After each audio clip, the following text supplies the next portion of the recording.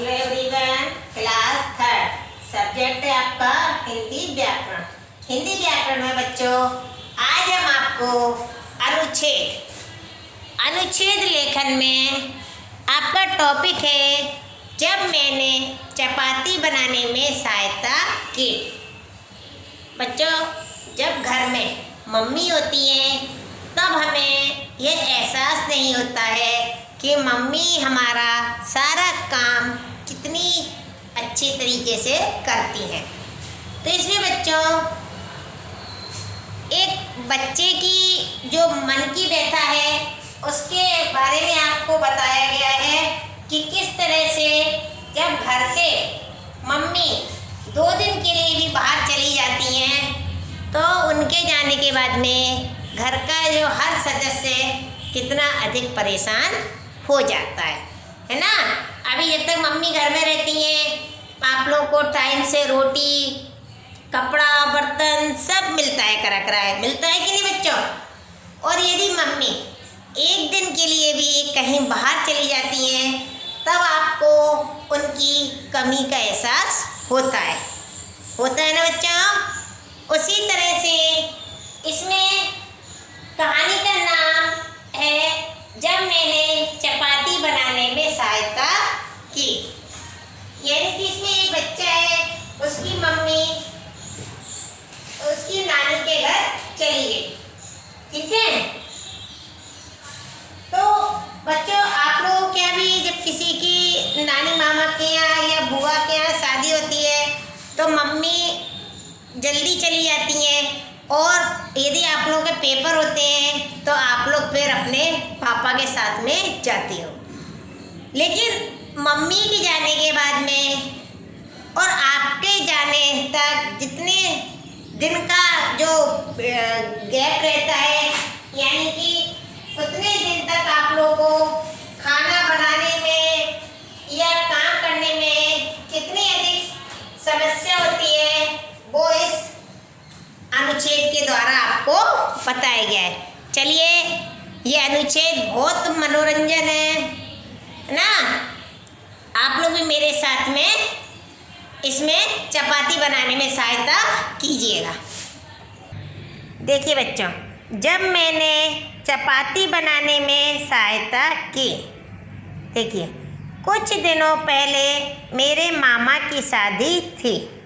मैंने भी आपको बताया था ना कि मम्मी कहाँ जाती हैं, अपने मायके, अपने भैया की शादी में। तो उनके भैया और हमारे कौन है, मामा जी, ठीक है ना। मम्मी नानी के घर गई थी और जब घर में शादी होती है तो मम्मी पहले चली जाती है ना। मेरी गणित और हिंदी की परीक्षा अभी बाकी थी और हमारी जो 2 परीक्षा बाकी रह गई थी, इसलिए हमें रुकना पड़ा, नहीं तो हम भी अपनी मम्मी के साथ ही चले जाते, है ना। लेकिन आप लोगों की भी जब परीक्षा होती है तब आप लोगों को भी बहुत मन मार के बैठना पड़ता है ना। इसलिए हम बाद में जाने वाले थे। इसलिए खाना बनाने की जिम्मेदारी किसकी थी बच्चों, पापा की, है ना। और पापा को तो जो बनाना आता है वही बना के देंगे। मम्मी की तरह आपको तरह तरह का खाना बना के नहीं दे सकते ना। तो पापा 2 दिन से चावल बना रहे थे, है ना, क्योंकि पापा को ऑफिस जाना रहता है तो उन्हें क्या ही सरल लगा, चावल बनाना। या ये कह लीजिए कि उन्हें चावल बनाना ही आते थे, तो वो 2 दिन से चावल बना रहे थे। चावल खाते खाते मेरा मन ऊब गया था। वो बच्चा क्या कह रहा है कि रोज़ रोज़ चावल खाते खाते मेरा मन ऊब गया। मैंने पापा से रोटी खाने की जिद की। मैंने पापा से कहा, पापा रोज़ रोज़ चावल बनते हैं, आज मैं रोटी खाऊंगा। और मैंने पापा का उत्तर जाने बिना ही आटा लेकर गूँथने बैठ गया। अब जिस बच्चे ने कभी आटे को हाथ भी नहीं लगाया हो और वो आटा गूंदने बैठ जाएगा तो बताओ बच्चों फिर क्या होगा। आटा तो गीला हो ही गया, आटा गीला हो जाएगा कि नहीं। और बच्चों साथ ही कपड़े भी गंदे हो गए। और जब आप लोगों को जो काम नहीं आता है तो जितना आटा आप गूंद नहीं रहे हो उससे ज़्यादा आपने काम बढ़ा दिया कि नहीं, क्योंकि आपने उस आटे को भी गीला कर दिया और उस आटे के हाथ आपने पूरे कपड़े पे लगा लिए तो वो कपड़े भी गंदे हो गए। पापा ने मुझे वहाँ से हटाया।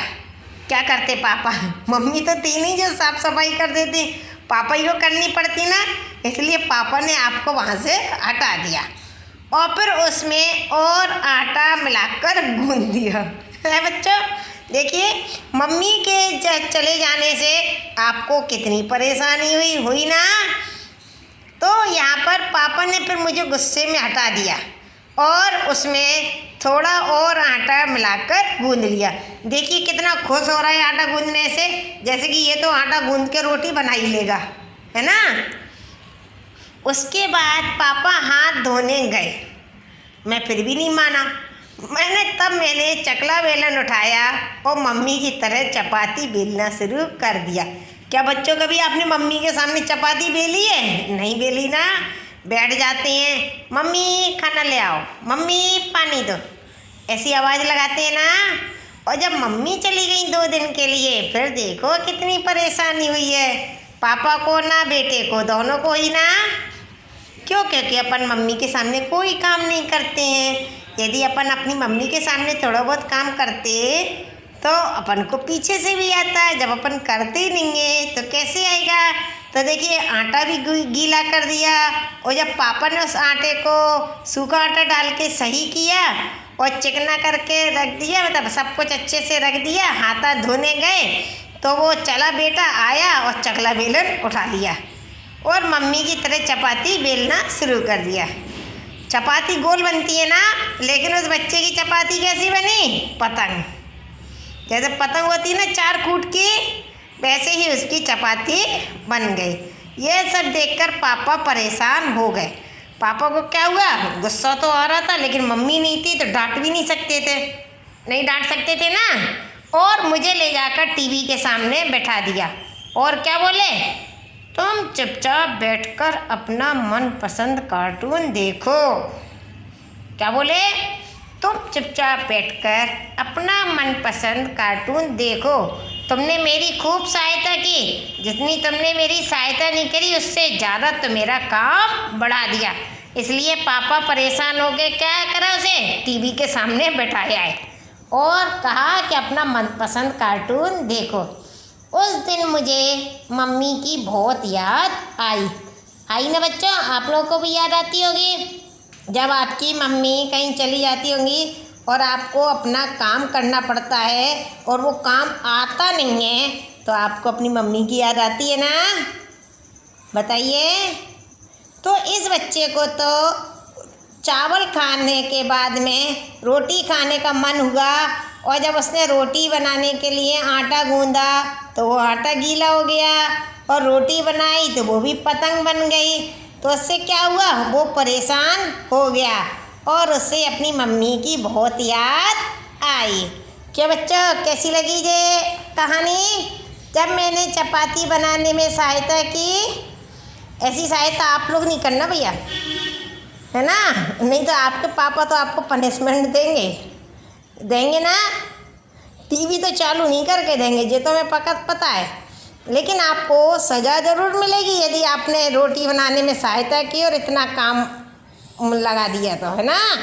चलिए, आप लोग को ये अनुच्छेद कैसा लगा ये आपको याद करना है और सुंदर सुंदर राइटिंग में अपनी व्याकरण की कॉपी में लिखना भी है। अब हमारा दूसरा टॉपिक है बच्चों निबंध लेखन। निबंध लेखन में मैंने आपको ये देखिए, निबंध में हम क्या लिखते हैं, अपने बारे में, जिस टॉपिक पर निबंध है हमें उसी के बारे में लिखना है। यानी कि इस निबंध का क्या नाम है, मेरा परिवार। तो मेरा परिवार कैसा है, उसमें कितने सदस्य हैं और कौन क्या काम करता है, यही लिखना है। तो इसमें देखिए, मेरा परिवार बहुत छोटा है। देखिए बच्चों, परिवार तो बड़े भी होते हैं और छोटे भी होते हैं, लेकिन इधर पर जो अपने परिवार के बारे में बता रहा है उसके परिवार में कितने सदस्य हैं, सिर्फ 5 सदस्य हैं। मेरे दादा दादी, मेरी माँ और पिताजी और मैं, यानी कि बच्चों में वो अकेला है। मेरे पापा अध्यापक हैं और मेरी माँ घर का काम करती है ना। उनके पापा क्या है, अध्यापक हैं और उनकी माँ घरेलू काम करती हैं। वे हम सभी की अच्छी तरह से देखभाल करती हैं। वो घर पर रह के काम करती हैं और हम सभी की मतलब जो हमें ज़रूरतें होती हैं उन्हें भी पूरा करती हैं और हमारी देखभाल करती हैं। मैं उन्हें अक्सर मम्मी कहकर ही बुलाता हूँ। रविवार को वे मुझे, देखिए बच्चों, रविवार को वो मुझे घुमाने ले जाती हैं, क्योंकि रविवार को ही आप लोगों के स्कूल की छुट्टी रहती है ना। दादा दादी प्रतिदिन सुबह पार्क में टहलने जाते हैं। और दादा दादी कहाँ जाते हैं? रोज़ सुबह पार्क में टहलने जाते हैं। वहाँ से लौटने के बाद नहा धोकर मंदिर जाते हैं, फिर टीवी देखते हैं। क्योंकि बच्चे देखिए, दादा दादी का क्या काम रहता है? सिर्फ अपना टहल लो, नहा लो, धो लो और मंदिर हो आओ। फिर आके क्या करना है? आपको टीवी देखना है और आराम करते हैं। मैं स्कूल से आने के बाद में टीवी पर कार्टून देखता हूँ। शाम को पापा के साथ घूमने जाता हूँ। मेरे परिवार में सभी लोग मिलजुल कर रहते हैं। सभी लोग एक साथ खाना खाते हैं और सभी एक दूसरे की सहायता करते हैं। परिवार के साथ रहकर मुझे बहुत खुशी मिलती है और मैं अपने आप को सुरक्षित महसूस करता हूँ। देखिए बच्चों, आपको भी मेरा परिवार जो निबंध है उसमें अपने परिवार के ही बारे में लिखना है कि मेरा परिवार बड़ा है कि छोटा है, या मेरे परिवार में कितने सदस्य हैं।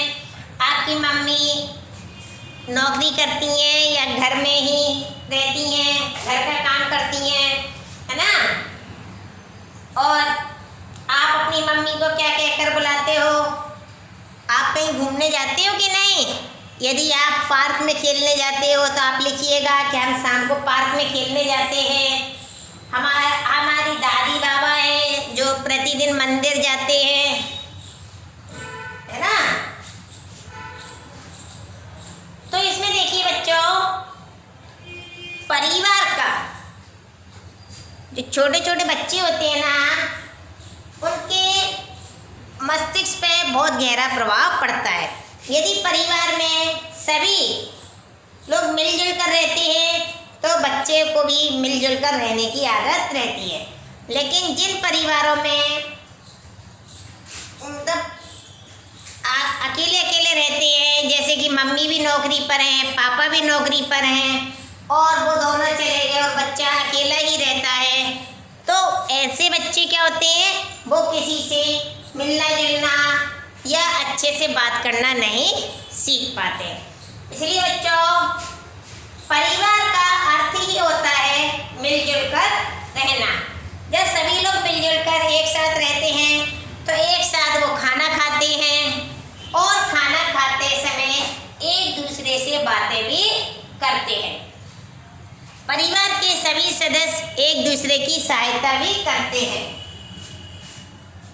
यदि आज किसी को परेशानी है या तबीयत खराब है तो तुरंत परिवार का दूसरा सदस्य जो है उसको डॉक्टर के दिखाने ले जाता है। लेकिन यदि बच्चों हम अकेले ही अकेले रहेंगे तो हमें स्वयं ही जाना पड़ता है ना।